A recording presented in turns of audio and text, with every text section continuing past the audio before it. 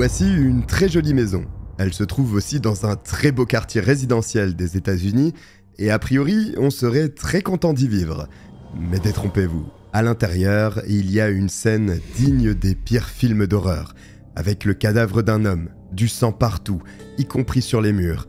Et dans ce sang, il y a un mot qui est écrit, Freedom. Mais qui est-il? Est-ce lui qui a écrit ces mots? Que s'est-il passé dans cette maison? Les réponses arrivent tout de suite.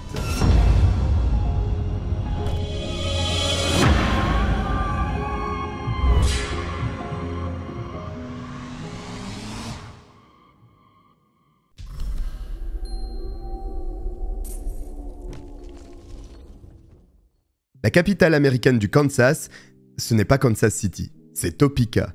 En réalité, Kansas City n'est même pas située dans le Kansas.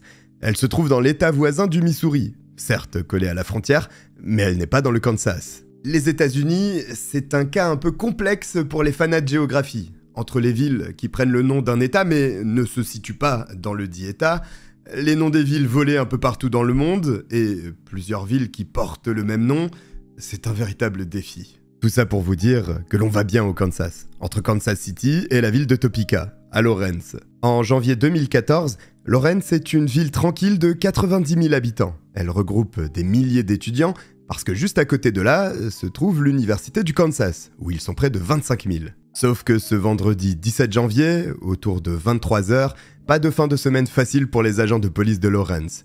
Ils sont appelés au domicile d'un homme de 52 ans nommé Harold Sasko. Harold Sasko est un entrepreneur. Il possède 3 restaurants dans la région, des pizzerias, dont une à Lawrence et 2 supplémentaires à Topeka.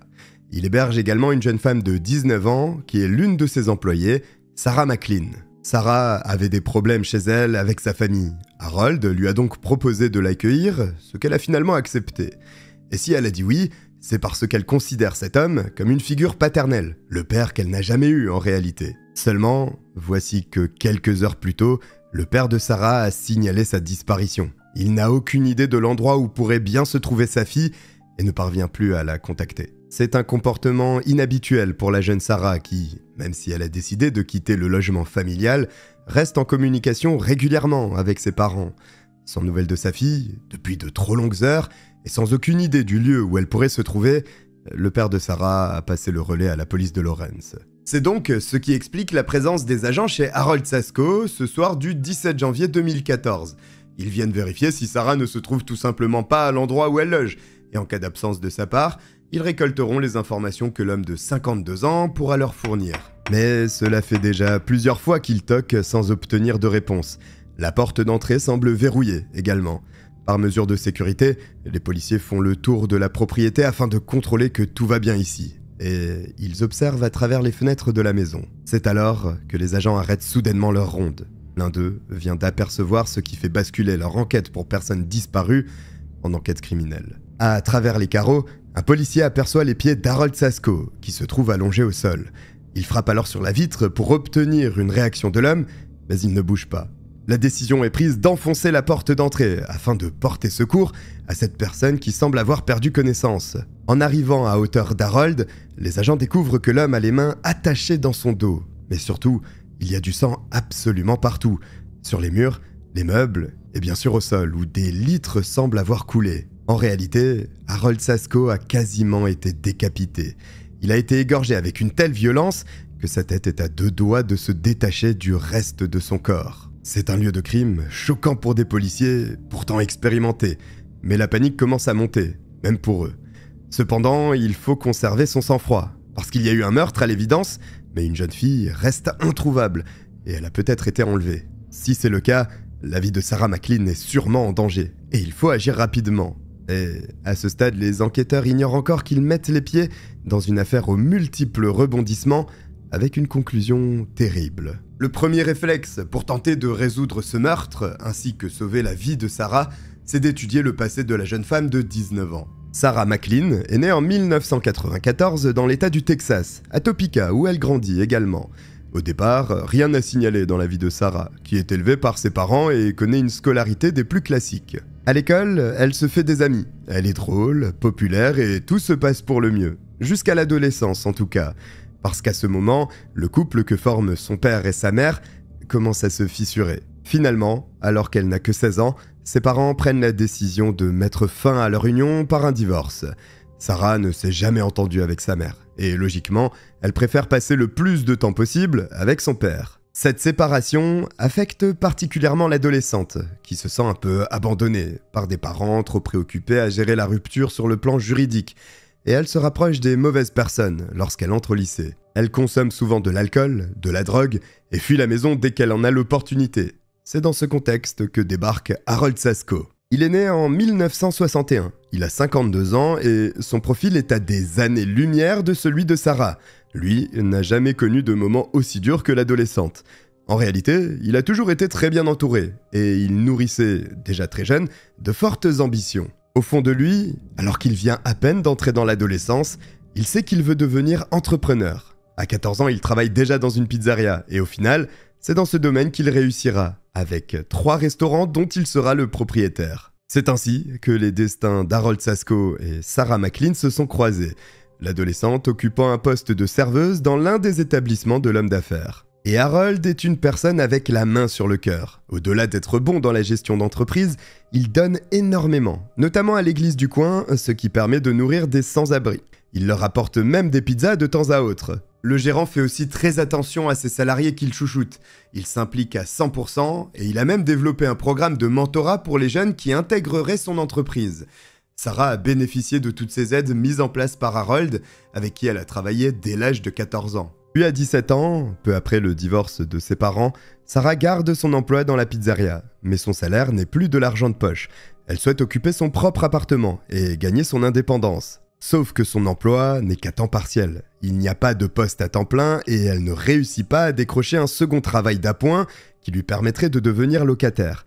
Alors Sarah se tourne vers celui qui a pris soin d'elle jusque-là, Harold, son patron, et le sollicite en lui expliquant sa situation. L'homme sait que l'adolescente a connu des moments assez difficiles. Il serait ravi de l'aider et lui propose donc de partager son logement avec elle. Harold lui dit qu'elle aura un endroit stable où vivre et il l'aidera en parallèle à prendre sa vie en main. Sarah, qui se sent abandonnée par sa famille, qui ne souhaite plus rester avec son père également, trouve que c'est une excellente solution et accepte la proposition de son patron. Sauf qu'il y a une personne que cela dérange un peu, c'est la petite amie d'Harold, Kimberly Qualls. Aider des adolescents en difficulté, pourquoi pas, mais que l'un d'entre eux s'installe carrément à la maison, cela change un quotidien et c'est une lourde décision. Kimberly lui dit même qu'il serait peut-être plus sage de passer un accord avec la famille de cette fille mineure pour s'assurer qu'il n'y ait pas de soucis à l'avenir. Un malentendu pourrait créer une situation désastreuse, mais l'homme explique à sa petite amie qu'il n'y a pas de quoi s'en faire et qu'il ne faut surtout pas s'inquiéter. En 2012, juste après avoir obtenu son diplôme du lycée, Sarah emménage dans la maison de son patron. Et attention, la jeune fille peut y rester quelque temps, cependant, l'objectif pour elle est de trouver un environnement suffisamment sain pour accomplir des objectifs et s'en sortir ensuite par elle-même. Justement, ce changement d'air fonctionne sur Sarah. En arrivant, elle n'avait plus réellement d'ambition dans la vie. Mais après quelques mois, avec cette nouvelle compagnie, la voici plus heureuse et optimiste. De nouveaux projets grandissent dans l'esprit de Sarah. Elle souhaite rejoindre l'université et avoir une belle carrière professionnelle et en quelque sorte suivre les traces de son mentor. Oui, mais voilà, en janvier 2014, ses rêves ne sont plus que des cendres. Harold Sasco vient d'être assassiné dans des circonstances absolument horribles. Sarah McLean a disparu et les autorités craignent pour la vie de la jeune femme de 19 ans. Il faut que l'enquête progresse à tout prix.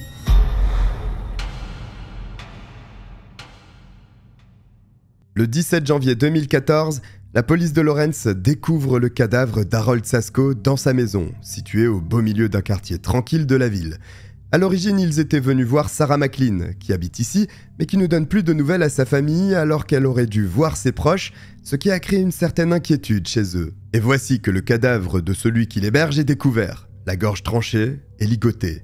D'ailleurs, les policiers craignent que Sarah soit en danger, parce que pour attacher les mains et les pieds d'Harold Sasco, des colliers de serrage en plastique ont été utilisés. Mais à côté du corps de l'homme, se trouvent des colliers qui ont manifestement servi avant d'être coupés. Une autre personne a donc été attachée a priori, et les inspecteurs supposent que cette personne, c'est Sarah. Le tueur est-il donc venu pour elle? Et Harold est-il une victime collatérale? C'est une hypothèse. L'enlèvement est donc fortement envisagé. Par contre, les enquêteurs commencent à penser que tout ça était prémédité. Les colliers de serrage et la manière dont a été exécuté Harold laissent penser que le crime n'était pas improvisé. Un autre point renforce leurs soupçons. C'est la disparition des armes à feu de la victime, de l'argent liquide et sa voiture. Dans la chambre de Sarah, tout a été nettoyé. Les tiroirs des commodes sont vides, le linge de lit a été emporté et il ne reste que quelques vêtements appartenant à la jeune femme. En plus, ni la voiture, ni le téléphone portable de Sarah, qui se trouve encore dans la cuisine, n'ont été dérobés. Et tous ces éléments laissent croire qu'elle a bien été victime d'un enlèvement particulièrement brutal. Notamment le téléphone. Il est rare qu'une personne disparaisse sans emporter un tel objet, devenu presque indispensable aujourd'hui. À ce stade, c'est déjà la pire enquête criminelle que la ville de Lawrence ait connue dans son histoire. Mais elle passe encore un cap lorsque les policiers examinent la large trace de sang qui recouvre le mur où Harold a été égorgé. Dans ce sang, qui semble avoir été étalé sur la surface blanche, il y a des marques qui ressemblent fortement à des lettres. Et qu'est-ce que cela peut bien signifier? Est-ce un message? Un indice? Sur le coup, il est très difficile de le savoir. Les lettres F, R et E pourraient être les symboles dans le sang, mais personne n'en est totalement certain. Impossible de savoir qui l'a écrit non plus. Sarah? Harold juste avant de mourir? Ou bien le tueur qui jouerait à un jeu macabre? Encore une fois, cela reste une énigme pour le moment, mais au moins la police a de quoi faire pour mener son enquête. Pour la conduire correctement, il faut comprendre pourquoi une personne aurait pu s'en prendre à Sarah ou à Harold. Les inspecteurs de la police de Lawrence ont une première piste grâce à la voiture de la victime. Ce véhicule a disparu. Il est donc légitime d'imaginer que le tueur s'en est servi. La plaque d'immatriculation est donc le premier élément que les enquêteurs peuvent traquer. Ils entrent donc cette information dans une base de données nationale de la police qui informe tous les autres commissariats. Mais ce n'est pas le seul point permettant de chasser cette voiture. Les enquêteurs ont découvert qu'Harold avait souscrit un abonnement lui permettant de passer les péages sans s'arrêter grâce à une petite balise fixée dans le véhicule. Les données des péages alentours sont donc contrôlées, et la voiture de l'homme est passée par l'un de ces péages, à l'ouest de la ville, 3 jours seulement avant la découverte de son cadavre, c'est-à-dire le mardi 14 janvier 2014. Les policiers découvrent que la voiture semble avoir pris la direction de l'État se trouvant au sud du Kansas, l'Oklahoma. Mais impossible d'en savoir plus. En revanche, cela signifie que le véhicule a pu se rendre encore plus au sud, dans le Texas, et pourquoi pas le Mexique. Les autorités de chacun de ces États, et même la police des frontières, sont prévenues de l'enquête menée du côté de Lawrence et de la recherche lancée sur cette voiture. Au péage, il y a des caméras qui sont positionnées. Malheureusement, l'angle n'a pas permis de déterminer qui se trouvait au volant du véhicule, ce qui aurait pu aider dans l'avancement de l'enquête. En attendant que la piste de la voiture progresse, les inspecteurs s'intéressent aux liens qui unissent Sarah et Harold. Parce que finalement, malgré la bonne volonté d'aider de la part de l'homme, qu'une jeune fille de 19 ans habite avec un homme de 52 ans, cela peut cacher une autre sorte de relation. Les proches, les amis et la famille de Sarah sont donc interrogés sur ce sujet. Les enquêteurs tentent de déterminer s'il y avait une relation sexuelle établie entre les deux. D'entrée, tout le monde explique que c'est impossible. Harold est juste une bonne personne et il a décidé d'aider Sarah, qui est venue le solliciter. Il n'était pas à l'origine de la démarche. Et puis, dans la maison de l'homme, rien n'indique qu'il aurait pu entretenir une telle relation avec la jeune disparue. A priori, ce que dit la famille apparaît être la vraie face de cet homme. C'est une personne avec la main sur le cœur. Mais il y a le téléphone portable de Sarah, retrouvé dans la cuisine, qui pourrait mettre un arrêt définitif sur ces spéculations de relations sexuelles entre elle et Harold. Encore une fois, aucun SMS, aucune conversation n'indique qu'ils n'étaient amants. En revanche, ce que les agents remarquent en parcourant le téléphone de la jeune fille, c'est à quel point elle semblait isolée.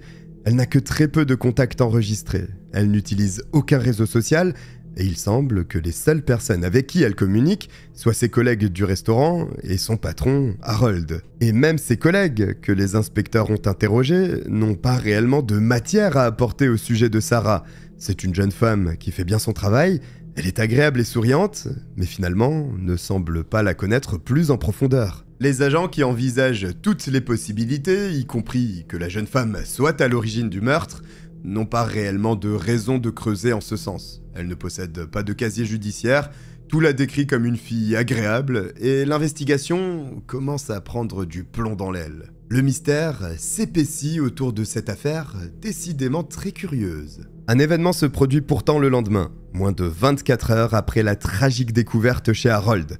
La famille de Sarah contacte la police pour signaler un appel étrange reçu il y a quelques instants. Le téléphone a sonné, mais au moment de décrocher, personne n'a répondu. Il y a eu un silence, puis l'interlocuteur à l'autre bout de la ligne a fini par raccrocher sans dire un mot. Malgré la durée infime de cet appel, les policiers sont capables de remonter la trace de l'appelant qui a utilisé une cabine téléphonique d'une station-service juste à l'extérieur de la ville de Bishop, au Texas. Et le Texas, c'est la deuxième fois que les enquêteurs en entendent parler, parce que c'est cette direction que le véhicule d'Harold avait emprunté quelques jours auparavant. Il faut absolument envoyer des agents sur place rapidement pour savoir qui a téléphoné, parce que la ville de Bishop ne se trouve pas loin de la frontière mexicaine. Et si le tueur se cache derrière ce coup de fil, il pourrait disparaître définitivement s'il parvenait à quitter le pays. Des policiers arrivent donc très vite à la station-service et interrogent absolument chaque personne s'y trouvant, y compris les membres du personnel. L'un des employés explique avoir vu une personne utiliser la cabine téléphonique en question. D'après lui, c'était une jeune femme qui passait ce coup de téléphone.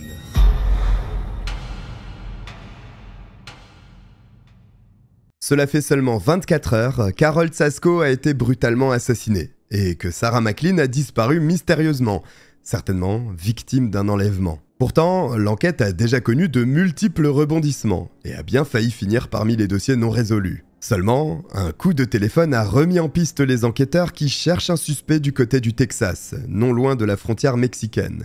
Il a appelé la famille de Sarah, alors les inspecteurs demandent s'il est possible de visionner les images de vidéosurveillance pour voir qui est cette personne. C'est avec stupeur que les enquêteurs découvrent que l'individu à l'origine de l'appel n'est autre que Sarah McLean. Elle est donc toujours en vie. Mais le ravisseur l'a-t-il forcée à téléphoner? Parce que si elle avait été enlevée, pourquoi n'a-t-elle pas parlé au téléphone? C'était là l'occasion unique de prévenir sa famille. Et s'il y avait un ravisseur, pourquoi Sarah n'a-t-elle pas tenté de signaler à un membre du personnel qu'elle est retenue en otage? D'autant plus que les enquêteurs découvrent qu'un policier se trouvait dans cette station-service au même moment que Sarah. Elle ne risquait donc rien. Le comportement de la jeune femme devient même très suspect. Parce qu'en observant bien, il apparaît très nettement qu'elle attend le départ de l'agent présent dans le magasin pour s'en aller rapidement, comme si elle craignait d'être retrouvée. Ce qui devrait pourtant être le comportement totalement inverse si elle était victime. Et si Sarah McLean était en fait mêlée au meurtre sauvage survenu 24 heures auparavant? Pour faire le clair sur cette histoire, qui semble de plus en plus sombre, il faut mettre la main sur celle qui est suspecte désormais. Et il faut être rapide, la frontière n'est qu'à quelques pas. Mais du haut de ses 19 ans, visiblement, la jeune femme est très maligne et réussit à passer sous les radars des autorités. Cela fait une semaine à présent que les policiers échouent à lui mettre la main dessus. Si elle est passée du côté mexicain, il n'y a presque plus rien que les autorités américaines soient en capacité de faire. Le samedi 25 janvier 2014, la soirée est bien entamée lorsqu'un ranger du parc national des Everglades, tout au sud de la Floride, finit sa ronde des aires de stationnement autorisées au public. Il n'y a plus personne nulle part, mais il remarque un dernier véhicule encore garé. Simplement, le soir, il n'est pas autorisé de stationner lors des heures interdites au public. Le ranger s'approche donc de cette voiture.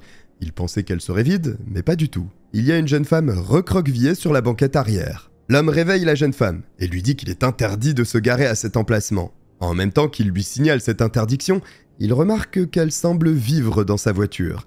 L'habitacle est rempli de déchets, notamment des bouteilles d'eau, des emballages de nourriture, ce genre de choses. La jeune femme entend ce que le ranger lui annonce, et elle s'apprête donc à partir. Mais juste par précaution, l'agent vérifie la plaque d'immatriculation. C'est comme ça que Sarah McLean est retrouvée au volant de la voiture d'Harold Sasco. Aussitôt, le ranger interpelle Sarah et la place en garde à vue avant de découvrir qu'un mandat d'arrêt par la police de Lawrence a été émis à l'encontre de la jeune femme qu'il vient d'arrêter. Et elle a du souci à se faire, parce que dans la voiture qui a été fouillée, un énorme couteau est retrouvé. Celui-ci est à l'évidence recouvert de sang qui a séché. Ce sang appartient bien à Harold Sasco.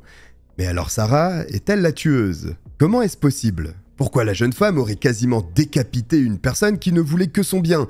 Et comment a-t-elle basculé dans une telle colère alors qu'elle est décrite par tout le monde comme une personne adorable? Il y a beaucoup de questions à creuser. Pour obtenir ces réponses, les policiers du Kansas font le déplacement jusqu'à Miami, où est incarcérée Sarah. Le dimanche 26 janvier 2014, il s'installe avec elle dans une salle d'interrogatoire afin de comprendre ce qu'il s'est passé. Dans un premier temps, les agents redoutent le mutisme de la jeune femme. Mais une fois face à elle, c'est tout l'inverse qui se produit. Sarah est très polie, agréable, comme ses proches l'avaient décrite, et elle déroule des explications très claires. Les événements qui se sont produits plus tôt, lors de ce mois de janvier, puisent leurs origines bien avant que la jeune femme n'emménage chez Harold. Elle raconte les durs moments de sa vie aux inspecteurs, puis leur fait une révélation, en expliquant qu'elle a déjà fait des séjours en hôpital psychiatrique suite à la dépression engendrée par la séparation brutale de ses parents. Pour contrer son mal-être, les médecins lui ont prescrit un traitement spécifique. C'est comme ça qu'elle réussissait à avoir des interactions normales avec les autres personnes. Et ce qui explique aussi l'isolement de Sarah et le peu de contact dans son téléphone. Lorsqu'elle ne se trouvait pas à l'extérieur, elle luttait chez elle contre cette dépression. Puis elle a emménagé chez Harold. Cela se passe bien durant plusieurs mois, mais un changement survient. Le médecin de Sarah change son médicament contre la dépression. La jeune femme indique qu'à partir de cette modification du traitement, son comportement s'est mis à changer. Elle a ressenti de la haine, sans réelle raison, une colère très forte, accompagnée de pensées très sombres. Il y a même des visions qui interfèrent, des visions de sang, et finalement une volonté d'ôter la vie. Au fond, elle sait que c'est avec un couteau qu'elle doit procéder, parce qu'elle veut voir du sang. Mais évidemment, elle se bat pour ne pas passer à l'acte. Elle sait que ce serait absolument terrible. L'idée de combattre le mal par le mal commence à trotter dans l'esprit de Sarah. Elle pense alors que si elle tue, la sensation sera si écœurante que ses pensées sombres finiront par disparaître. Et pour être certaine d'être tout à fait dégoûtée de ce geste, il faut que l'être vivant qui perdra la vie soit impuissant, innocent, pour ne plus jamais avoir envie de commettre un tel acte. Alors Sarah tue pour la première fois un lapin. Mais contrairement à ce qu'elle pensait, rien ne la rebute. Elle recommence alors, et ce sont plusieurs petits animaux qui meurent de ses mains. À ce stade, elle n'est plus en train d'essayer de se convaincre que tuer est mal. Elle aime ça, et elle en redemande. Ôter la vie d'un être vivant la fait se sentir puissante. La sensation est également devenue une sorte d'addiction. Sarah ne peut tout simplement plus s'arrêter de tuer. Pire, les petites proies ne lui suffisent plus. Elle veut savoir ce que cela fait de tuer quelque chose de plus gros, et plus particulièrement un humain. Mais pourquoi Harold ? Quitte à tuer une personne, autant que cela soit quelqu'un avec qui on ne s'entend pas, ou alors un inconnu. En fait, c'est un service que Sarah a décidé de rendre à Harold. Oui, parce que l'homme traversait également un épisode dépressif, et il s'était confié auprès de Sarah en expliquant qu'il avait déjà envisagé de mettre fin à ses jours. Alors Sarah a jugé qu'il serait bon qu'elle le fasse pour lui. Pour réaliser son plan, la jeune femme avait prévu d'endormir l'homme à l'aide de somnifères et de passer à l'exécution ensuite. C'est le mardi 14 janvier que Sarah met tout en œuvre. Elle glisse discrètement des somnifères dans la bière de l'homme. Ils font rapidement effet. Elle le remarque parce qu'il a du mal à tenir debout et puis au bout de quelques minutes, il finit par s'écrouler au sol dans le salon. Afin de s'assurer de pouvoir aller au bout de son acte criminel, Sarah attache les mains ainsi que les pieds de sa victime à l'aide des colliers de serrage en plastique. Et à présent, le destin d'Harold Sasco semble être scellé. Sauf que Sarah s'y est mal prise au moment de ligoter les mains de l'homme. Elle coupe donc ceci et recommence, ce qui explique la paire de colliers de serrage qui a orienté la police vers la piste de l'enlèvement. Sarah n'avait jamais été attachée. C'est elle qui avait coupé les liens. La jeune femme explique qu'elle a un moment d'hésitation. Il ne dure pas longtemps, et elle reprend ce qu'elle a commencé. Elle tâte la gorge de l'homme pour trouver la carotide, et savoir où planter le couteau. Une fois certaine, elle enfonce la lame au bon endroit, et Harold se met à saigner. Il se vide à une vitesse faramineuse. La tueuse a patienté quelques instants, puis a repris le couteau, et a tranché la gorge de la victime jusqu'à quasiment la décapiter. Alors, ce récit est bien sûr absolument terrible, mais ce qui surprend les policiers en train d'interroger Sarah, c'est le calme dont elle fait preuve pour raconter ce meurtre extrêmement violent. Elle semble prendre soin de ne rien oublier, détailler tous ses gestes, comme pour s'assurer que les autorités puissent faire leur travail correctement. Les inspecteurs ont du mal à croire que c'est cette femme qui a tué sauvagement l'homme de 52 ans. Et puisque Sarah délivre le moindre détail sans opposer de résistance, les enquêteurs essayent de comprendre à quoi correspondent les lettres inscrites dans le sang de la victime sur le mur blanc du salon. La réponse est curieuse, Sarah aurait écrit le mot « freedom » qui veut dire « liberté » en anglais. Mais pourquoi avoir écrit ceci ? Que signifie ce terme dans ce contexte ? Les policiers tentent donc de comprendre s'il y avait une relation amoureuse entre les deux, Mais Sarah intervient immédiatement et précise qu'il ne s'est rien passé. Une fois seulement, un soir, et alors que tous les deux avaient bu, ils se seraient embrassés, mais il n'a jamais été question de couple. Simplement, cette réponse n'explique pas le mot inscrit dans le sang. Et pour la première fois, la suspecte reste relativement vague autour de son acte. Ce qui est étonnant, alors qu'elle vient de détailler un meurtre qui a marqué à vie les policiers les plus expérimentés. D'après Sarah, elle a écrit ce terme pour enfin marquer sa liberté.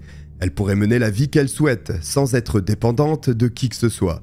C'est pour ça qu'après le crime, elle a emporté ses affaires puis est partie vivre sa vie comme elle l'entendait. Elle a laissé son téléphone derrière elle pour ne pas être suivie grâce au GPS, puis s'est emparée de la voiture de la victime pour faire un petit voyage. Elle a toujours voulu voir l'océan, alors elle a traversé de nombreux États, le Texas, le Mississippi, l'Alabama, la Louisiane, avant d'arriver en Floride. Là-bas, elle a fait sa vie comme elle pouvait, en prenant des petits boulots qui se présentaient à elle pour survivre, tout en vivant dans sa voiture. Pour les policiers, la version de Sarah est crédible, mais il y a une chose qui cloche encore, et cette affaire va prendre une tournure inattendue.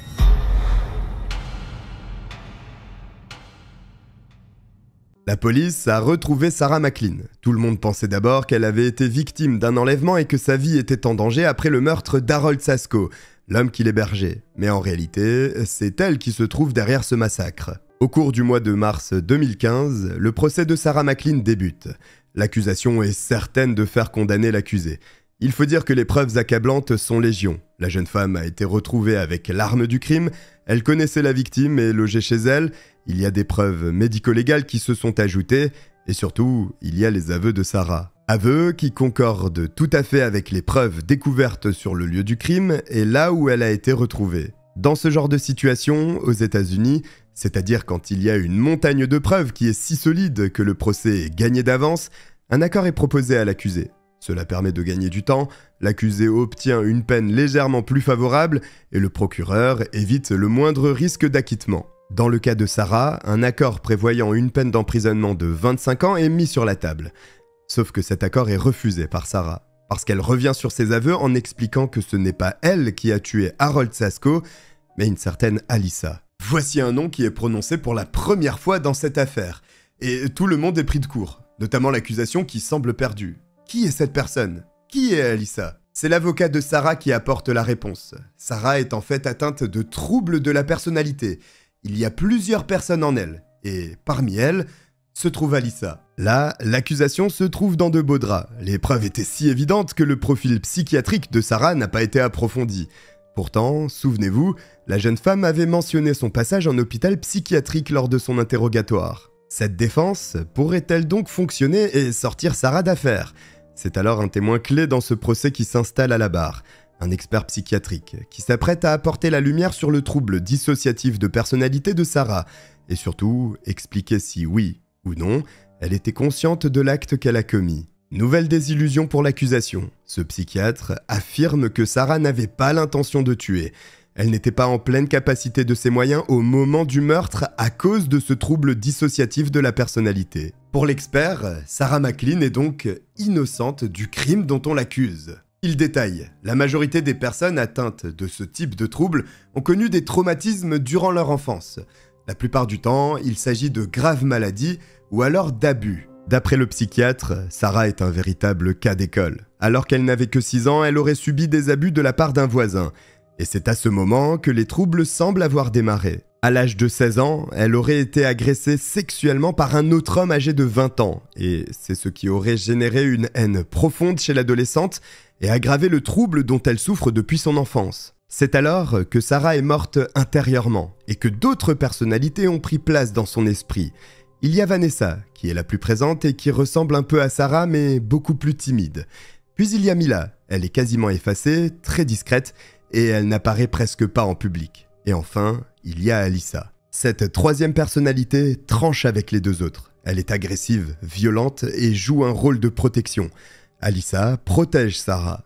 Mais Harold Sasko dans tout ça, pourquoi s'est-il attiré les foudres d'Alyssa? D'après Sarah, tout se passait pour le mieux au moment d'emménager, sauf que la relation entre Harold et la jeune femme se transforme au fur et à mesure du temps.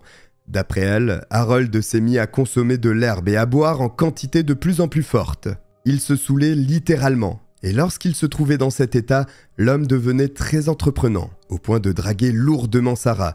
Il essayait coûte que coûte de coucher avec elle. Il lui aurait même fait des avances, révélant qu'il était amoureux. Mais rien à faire, Sarah n'était pas intéressée. Alors il aurait commencé à jouer de sa position vis-à-vis de la jeune femme, en lui disant qu'il la logeait, il la nourrissait également, et qu'elle lui était redevable en quelque sorte. Ne souhaitant pas se retrouver à la rue, et encore moins retourner chez ses parents, Sarah se serait sentie contrainte d'avoir des relations sexuelles avec Harold suite à ces menaces déguisées. Sauf que l'homme n'était toujours pas satisfait selon Sarah. Il lui aurait demandé de se faire implanter des faux seins, ce à quoi la jeune femme aurait répondu qu'elle était trop jeune pour ça, et elle s'y serait opposée. À ce stade, Sarah s'est sentie piégée. Elle comprend bien qu'Harold essaye d'avoir une emprise totale sur elle en la manipulant. Il sait qu'elle est vulnérable et il en profite. C'est une nouvelle trahison pour Sarah qui pensait enfin être tombée sur une personne qui la protégerait, mais pas du tout. Au lieu de cela, c'est un calvaire. Sarah est donc totalement désespérée et elle cherche un moyen de se sortir de cette horrible situation. Et c'est là qu'elle réalise qu'elle n'y parviendra pas. Personne ne l'aidera. À chaque fois qu'elle a fait confiance, elle a été trahie. Alors il ne reste qu'une seule solution, mettre fin à ses jours. Cette pensée noire est la bascule. C'est le déclencheur qui a fait ressurgir Alyssa, la personnalité qui protège Sarah. Hors de question qu'elle se fasse du mal, parce que si elle passe à l'acte, alors elle aussi mourra, et ce n'est pas acceptable. C'est donc Alyssa qui a planifié le meurtre d'Harold Sasco, sauf qu'Alyssa n'avait pas le contrôle total du corps de Sarah. Souvenez-vous, lors de ses aveux, Sarah a dit qu'elle avait hésité durant un moment avant de planter le couteau dans la gorge d'Harold. Pour le psychiatre, c'est le signe que ces deux autres personnalités plus raisonnables, Vanessa et Mila, sont entrées en conflit avec Alyssa, ce qui a suspendu le meurtre durant un instant. Et c'est pour cette raison que les colliers de serrage ont été coupés une première fois. Vanessa et Mila avaient réussi à écarter Alyssa à un court instant. Mais comme vous le savez, cela n'a pas suffi et le meurtre s'est tout de même déroulé. Et là, je n'aimerais pas être à la place des jurés, surtout lorsque c'est un expert psychiatre qui vient de donner de telles conclusions. Mais l'accusation n'a pas l'intention de laisser Sarah s'en tirer ainsi, surtout avec un tel dossier entre les mains. Il y a une première incohérence dans cette dernière version, parce que lors de ses aveux, la jeune femme a assuré n'avoir jamais eu de relation sexuelle avec Harold. Durant son interrogatoire en Floride, aucun des enquêteurs n'a relevé une différence de comportement chez Sarah, pouvant démontrer cette multiplicité de personnalités. Pourtant, les agents ont passé près de 20 heures avec la suspecte. Et d'ailleurs, personne n'a entendu parler de ce trouble mental, jusqu'à ce qu'elle se trouve derrière les barreaux et inculpée de meurtre. Concernant son agression sexuelle, tandis qu'elle n'avait que 6 ans, le voisin qui aurait commis ce crime est décédé. Et il n'y a personne pour appuyer les dires de Sarah s'agissant de ce traumatisme. En plus, durant tout le procès, Sarah n'a jamais pris parole à la barre. Et le procureur indique que c'est par crainte de se perdre dans des explications de plus en plus complexes et incohérentes. À la fin, pour le procureur, il n'y a que 2 choses absolument certaines. Harold Sasco a été assassiné et l'assassin est Sarah McLean. 2 versions très opposées. Mais que va choisir le jury populaire? Le 20 mars 2015, le jury se retire durant plusieurs heures afin de délibérer. À son retour, il déclare Sarah McLean coupable de meurtre avec préméditation sur la personne d'Harold Sasco. La condamnation prononcée est plus lourde que l'accord proposé plus tôt par le procureur, puisque Sarah est condamnée à une peine d'emprisonnement à vie sans possibilité de libération conditionnelle avant 50 ans. Les psychiatres ayant étudié le cas de Sarah sont unanimes. Elle possède bien un trouble dissociatif de la personnalité et plusieurs personnalités enfermées au fond d'elle. Ils sont persuadés aussi qu'elle n'était pas consciente de ses actes au moment du meurtre d'Harold Sasco. Mais la justice en a décidé autrement, et voici Sarah McLean placée derrière les barreaux pour un très long moment. Voici pour cette affaire assez folle. Si vous êtes arrivé jusqu'au bout, écrivez liberté en commentaire. J'espère que vous avez apprécié mon récit. Si c'est le cas, n'hésitez pas à vous abonner. Je vous remercie de m'avoir regardé. Je vous dis à très vite. Bye.